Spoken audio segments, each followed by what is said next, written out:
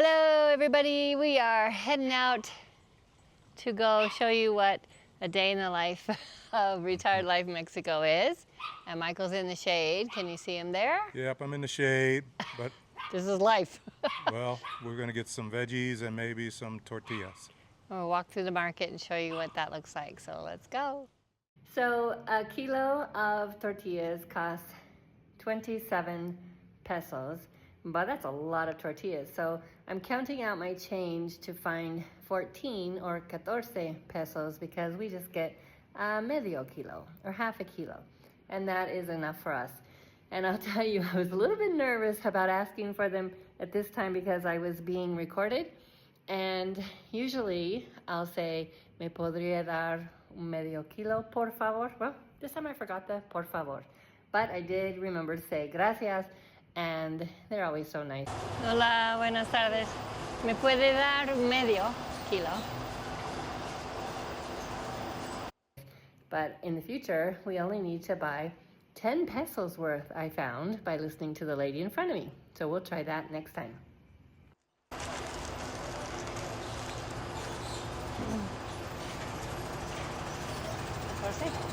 Sí, gracias. Here's our local mercado where there's just abundance of vegetables, and I'm picking up food for our tacos tonight. And I love how the gentleman there opens those bags for you. Thank goodness. They're so hard to open. And what are you getting? This is a bell pepper, and I'm also looking for calabaza or Mexican squash. Calabaza. Calabaza. And maybe onion. Cebolla. Cebolla roja. ¿Tiene lechuga sangría? Sí, ¿cuántos quieres? Dame dos. ¿De 20 más? Let's see, he does have some of those.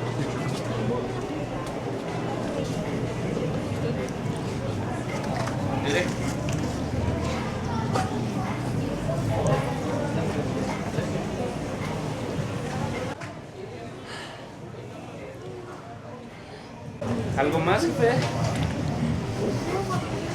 ¿Una bolsa para todo? No. Y unas uvas, ¿no?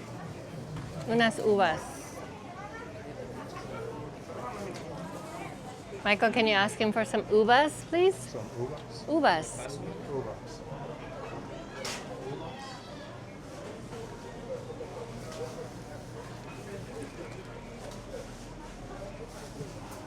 And you said Uvas. ¿Uvas? Sí.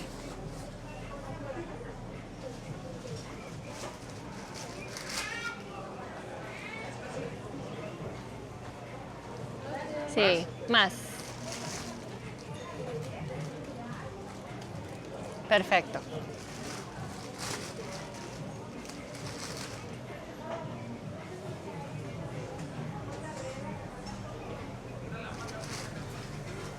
¿Es todo? Es todo. Serían 183 por todo. Ah, cientos. 83. Ah, bueno. De cada cosa, puro total.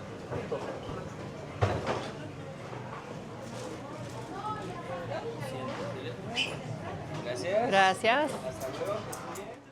we're going to continue through our massive market here, and we're going to go right by the seed cellar, and I hope to stop there and get some fresh seeds in the future.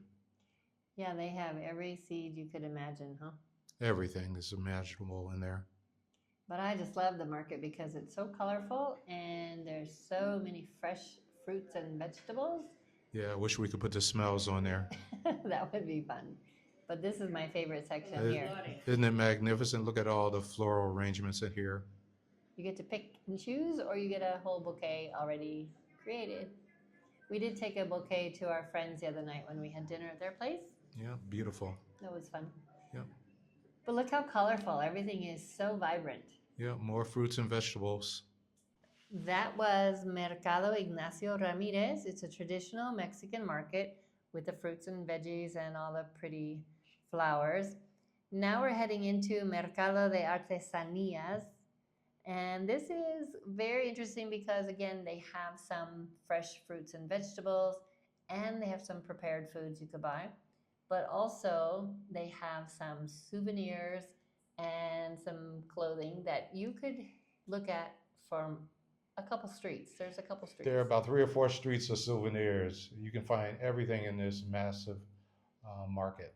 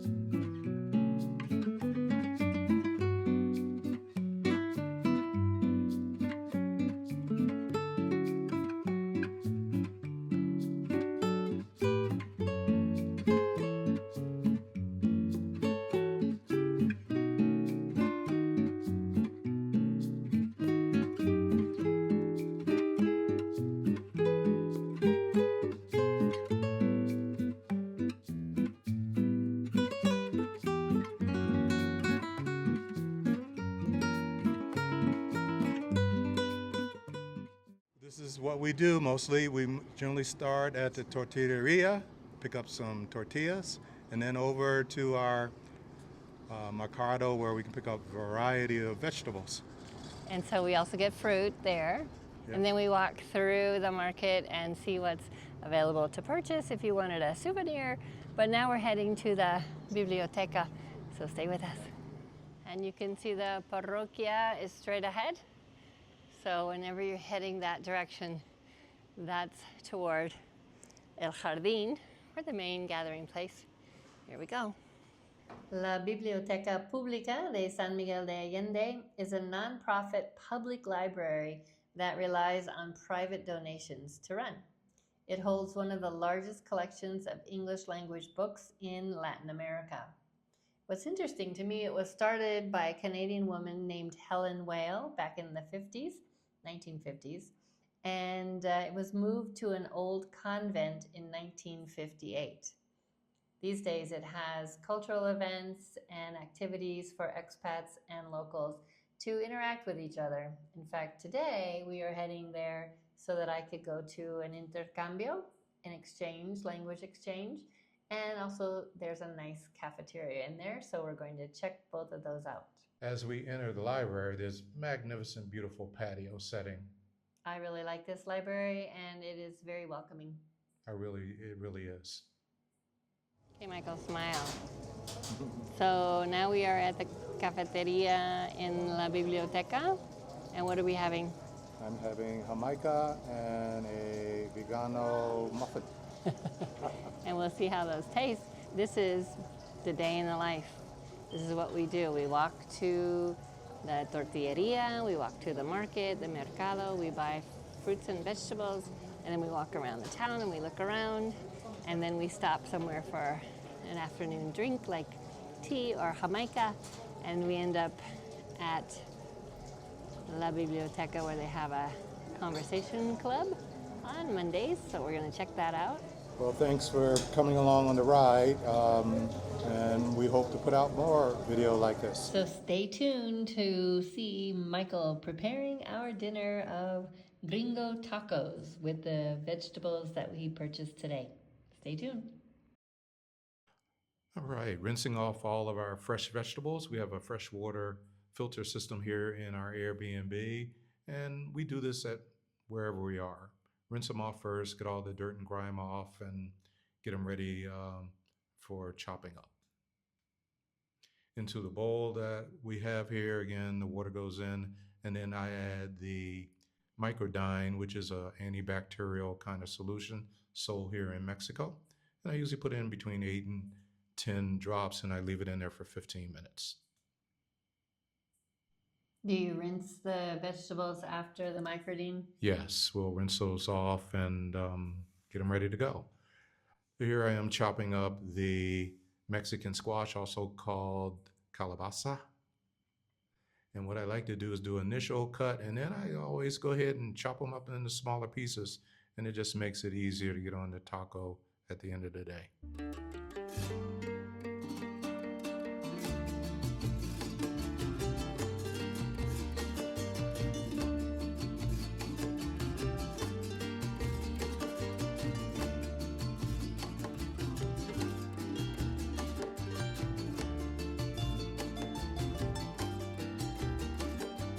Into the pot.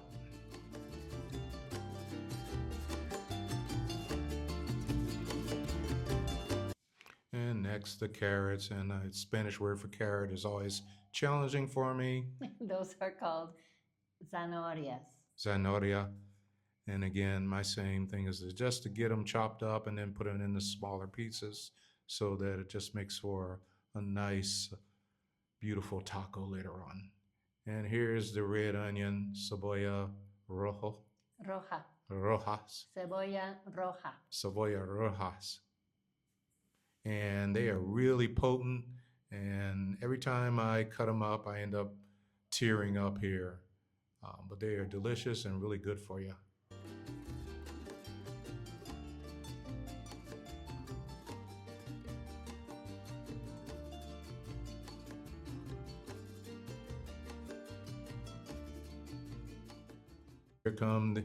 Here come the tears. Painful. I thought it was from listening to your football game. We were losing at that time.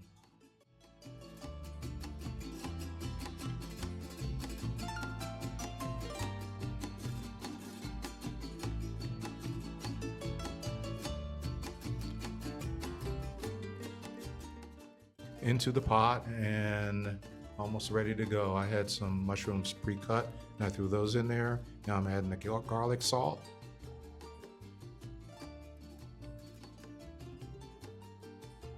And potable water. We keep bottles of water all around for that purpose. And onto the burner.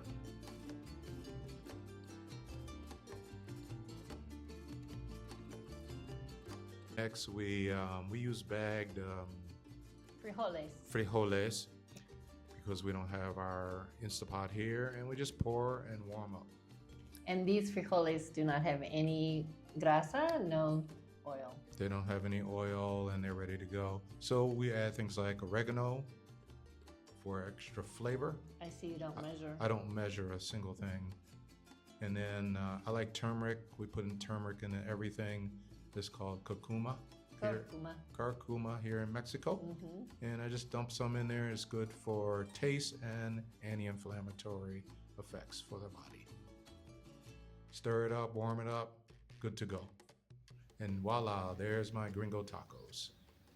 Yay. Okay, that was our day. And you can see from the food, we keep it simple.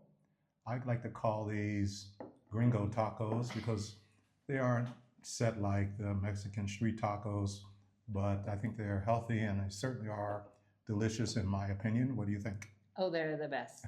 And we eat this probably 5 nights a week. Yeah, and the fresh tortillas are amazing here in Mexico. I miss them anytime we're back in the States.